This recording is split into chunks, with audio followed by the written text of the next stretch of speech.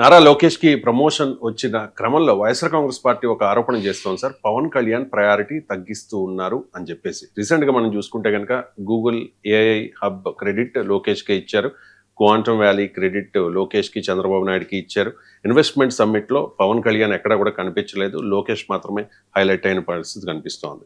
Pawan Kalyan deputy CM అయినా కూడా లోకేష్ కే కూటమిలో ఆ నెక్స్ట్ ప్రయారిటీ ఇస్తూ ఉన్నారు అనేది వైఎస్ఆర్ కాంగ్రెస్ పార్టీ ఆరోపణ సార్. ఏంటి సార్ వైఎస్ఆర్ కాంగ్రెస్ పార్టీ ఆరోపణలో వాస్తవం ఉందా? వైఎస్ఆర్ కాంగ్రెస్ పార్టీ ఏదో పవన్ కళ్యాణ్ కోసం ఆరాట పడతారని చెప్పండి. ఒకవైపు పవన్ కళ్యాణ్ దత్తపుత్రుడు అంటూ, మరి దత్తపుత్రుడు కన్నా ఓన్ పుత్రుడు ఎక్కువనే కదా. మీకు వైసీపీ విమర్శలు అర్థం ఉంటుందా? మీరే చెప్తున్నారు కదా, ఓన్ పుత్రుడు కొడుకు లోకేష్, దత్తపుత్రుడు పవన్ కళ్యాణ్. ఏ తండ్రి అయినా సొంత కొడుకు ఎక్కువ ప్రియారిటీ ఇస్తాడు కదా, దత్తపుత్రుడికి ఎందుకు ఇస్తాడు? మీరే ప్రియారిటీ ఇస్తలేరా పవన్ కళ్యాణ్కు? పోనీ మీరు ఇస్తే వాళ్ళు ఇస్తారు. మీరేమో దత్తపుత్రుడు కాక సమాన సోదరుడు అనండి. సో మీకు రామునికి లక్ష్మణుడు వంటి వాడు అన్నారు అనుకోండి, కనీసం ప్రియారిటీ పెరుగుతుంది. మీరు దత్తపుత్రుడు చేశారు కదా మీరే. తర్వాత ఇది ఎందుకు ఎత్తుగడ? పవన్ కళ్యాణ్ మీరు ప్యాకేజ్ స్టార్ అని ఇన్ని రకాలుగా విమర్శించి ఇప్పుడు ఏదో పవన్ కళ్యాణ్ మీరు ఆరాట పడుతున్నారా? కాదని ఏంటంటే, వైసీపీకి అర్థమైంది ఏంటంటే, తమ ఓటమికి ముఖ్య కారణము ఇప్పటికీ తాము మళ్ళీ అధికారంలోకి వస్తామని ఎంత చెప్పుకున్నా క్షేత్రస్థాయిలో ఆ పరిస్థితులు ఏమీ లేవు. ఈవెన్ టుడే కూడా దానికి కూడా కారణం ఏంటంటే టీడీపీ జనసేన కలవడమే కాదు, టీడీపీ జనసేన బలంగా కలయిక ఉండడం, ఆ బంధం ఇప్పటికీ కూడా చెక్కు చెదరకుండా ఉండడం. ఏదో స్థానికంగా అక్కడ ఇక్కడ కొన్ని ఇష్యూస్ వస్తాయి, సేమ్ పార్టీలోనే వస్తాయి, రెండు పార్టీల మధ్య రావా. కానీ ముఖ్యమైనది ఈవెన్ టుడే రాష్ట్ర స్థాయిలో నుంచి క్షేత్రస్థాయి వరకు టీడీపీ జనసేన బంధం చాలా పవర్ఫుల్గా ఉంది.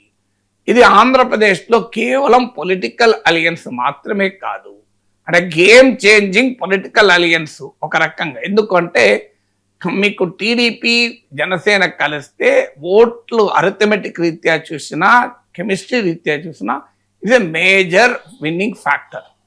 ఇక దానికి అదనంగా ఏమంటే it is a unnatural social కోalition. చాలాసార్లు చెప్పండి, ఇది ఒక అసహజమైన సామాజిక సమీకరణ. అందరికీ తెలుసు ఆంధ్రప్రదేశ్ పాలిటిక్స్, దాని హిస్టరీ మీకు సో మంగవటి మోహన రంగా కాలం నుంచి తీసుకుంటే కమ్మ కాపు డివైడ్ అనేది ఆంధ్రప్రదేశ్ సమాజంలో ఒక పెద్ద సోషో పొలిటికల్ డివైడ్ అది.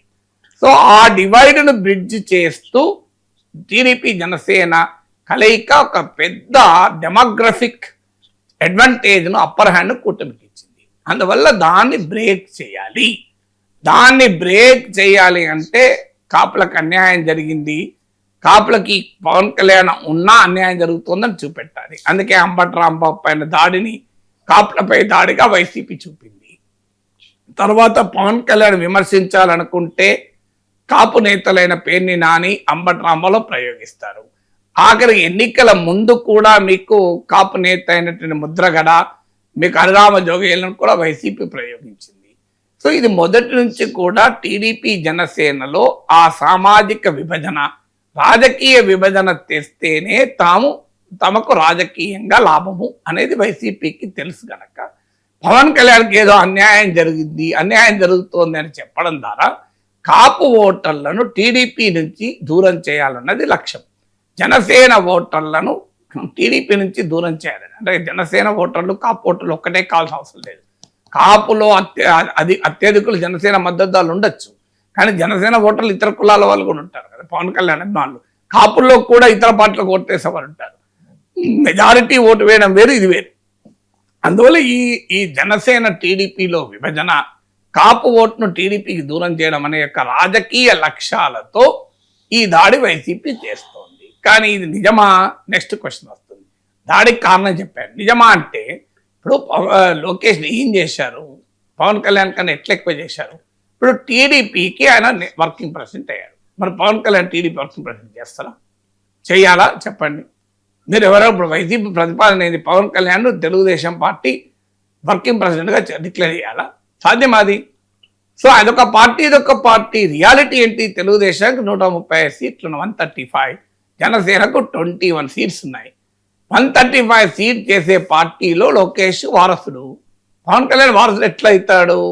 సో అంటే టీడీపీలో ప్రెసిడెంట్ ఎవరు చేయాలనేది కూడా మిత్రపక్షం డిసైడ్ చేస్తుందా? ఇప్పుడు BJP Nitin Nabin all India president చేసింది అంటే చంద్రబాబు నాయుడు తగ్గించడమా? మరి చంద్రబాబు నాయుడుతో పోలిస్తే నితిన్ నబీన్ ఎవరు?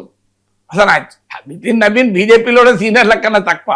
మరి నితిన్ నబీన్ చేశారు కదా అంటే మీరు చంద్రబాబు నాయుడు, మరి చంద్రబాబు నాయుడు బీజేపీ ప్రెసిడెంట్ చేస్తారు, నాకు అర్థం కాదు. ఆ మాట కదా నరేంద్ర మోడీ కూడా చంద్రబాబు జూనియరే కదా. చంద్రబాబు జూనియర్ నరేంద్ర మోడీ చేయకూడదు, మీరు కావాలంటే ఎల్కే అద్వానీని పెట్టుకోండి అని టీడీపీ అనగలదా? ఇప్పుడు తెలుగుదేశం పార్టీ అధ్యక్షుడు ఎవరు ఉండాలి, వర్కింగ్ ప్రెసిడెంట్ ఉండాలి, ఆ పార్టీ నిర్ణయం, ఆ పార్టీ సావరెన్ డిసిషన్ అది. దాంట్లో జనసేనకు కానీ ఇంకెవరికి కానీ లేదు. అలాగే రేపు తెలుగుదేశం లెజిస్లేచర్ పార్టీ నేతగా కూడా మీరు టీడీపీ కనుక లోకేష్ ఎన్నుకుంటే హౌ కెన్ జనసేన అబ్జెక్టివ్ కావాలంటే మేము చంద్రబాబు నాయుడు నాయకత్వంలో పనిచేయడానికి వచ్చాం, లోకేష్ నాయకత్వంలో పనిచేయమని చెప్పి వెళ్ళిపోవచ్చేమో, కానీ మీరు చేయకూడదని అక్కలేదు కదా. సో తెలుగుదేశం పార్టీ ఎమ్మెల్యేలు తమ నాయకుడిగా ఎవరిని ఎన్నుకోవాలన్నది ఆ పార్టీ డిసిషన్ కదా, మధ్యలో వేరే వాళ్ళ డిసిషన్ ఎందుకు ఉంటుంది? సో అందువల్ల మీకు పోనీ డిప్యూటీ చీఫ్ మినిస్టర్ చేస్తానన్నా there is a political understanding అంటారు. ఇది గోరంట్ల బుచ్చయ్య చౌదరి ఓపెన్ గానే చెప్పాడు కదా, ఒకరే ఒకరుంటారు డిప్యూటీ చీఫ్ మినిస్టర్, అది మాకు పవన్ కళ్యాణ్ జనసేనతో ఉన్న అవగాహన అన్నారు. మరి ఆ అవగాహన ఉన్నప్పుడు మీరు లోకేష్ను డిప్యూటీ సీఎం చేయడం ద్వారా పవన్ కళ్యాణ్ ప్రాధాన్యతను తగ్గించారన్న లాజిక్ ఉంటుంది. అది చేయలే కదా. Pawan Kalyan deputy chief minister ఉండగా నెంబర్ 2గా లోకేష్ ఎట్లా పనిచేస్తాడు అంటే కూడా కొంత లాజిక్ ఉంటుంది. కానీ మరి కూటమిలో ఉన్న మంత్రులు అత్యధికులు తెలుగుదేశం మంత్రులే కదా. మరి తెలుగుదేశం మంత్రుల పైన లోకేష్కు ఆధిపత్యం ఉండదా? అది ఎట్లా కాదంటాం, మరి ఆయన పార్టీ నాయకుడు కదా, ఇప్పుడైతే పార్టీ వర్కింగ్ ప్రెసిడెంట్ కదా.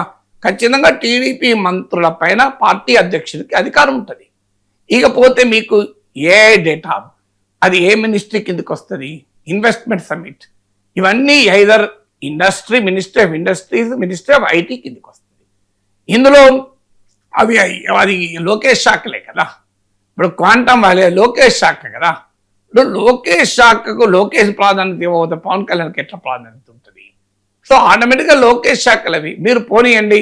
ఏదో రూరల్ డెవలప్మెంట్లో ఒక అద్భుతమైన విన్నవెట్టు కార్యక్రమం మొదలైంది అనుకోండి కూటమి ప్రభుత్వంలో, దానికి గనక పవన్ కళ్యాణ్ ప్రాధాన్యత ఇవ్వకుండా లోకేష్కు ప్రాధాన్యత ఇస్తే అప్పుడు మనం ఖచ్చితంగా తప్పు పట్టాలి. ఎందుకంటే మరి ఇది శాఖ పవన్ కళ్యాణ్ కదా, మీరు లోకేష్కి ఎట్లా ప్రియారిటీ ఇస్తారు అని.